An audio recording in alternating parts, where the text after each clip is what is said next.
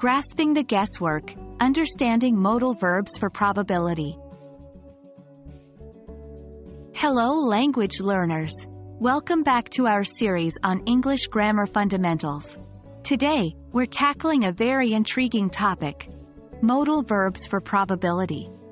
This may sound a bit complex, but don't worry. We'll break it down together and make it as simple as pie.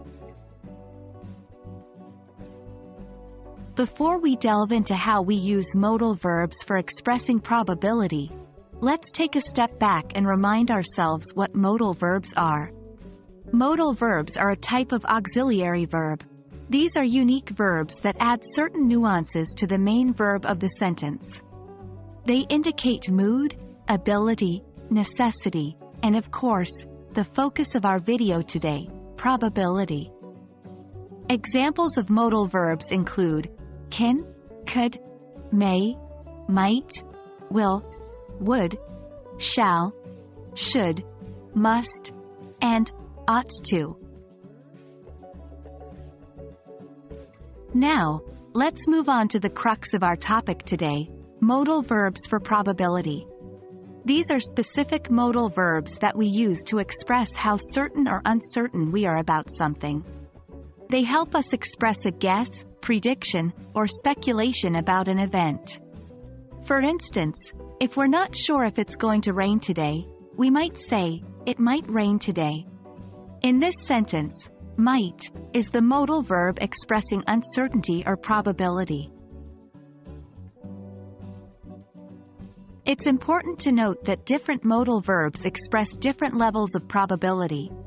For example, will and must indicate a high level of certainty or probability, while might, could, and may suggest less certainty. Let's dive into some of these. 1. Will, won't. Used for predictions or events we think are certain in the future. Example: she will be at the party tonight. 2. Must, mustn't. Used when we are quite sure about something, but don't have total certainty. Example: he must be stuck in traffic. 3. Could, couldn't. Used for possibilities or guesses, but with less certainty than must. Example: they could be visiting their grandmother today. 4. Might, might not. Used when something is a possibility, but we are unsure. Example: it might snow tomorrow.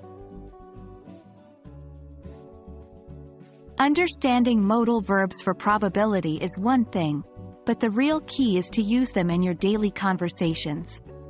Practice using these verbs in different scenarios and soon you'll find that they come naturally to you. Try making your own sentences, predict the outcomes of some situations, and speculate about events around you. Well, that wraps up our video on modal verbs for probability. Remember, these verbs are essential tools to express uncertainty, guesses, or predictions in English. Keep practicing, and soon you'll be using them like a native speaker. Hope you found this video helpful and enlightening. Keep learning, and see you in our next lesson.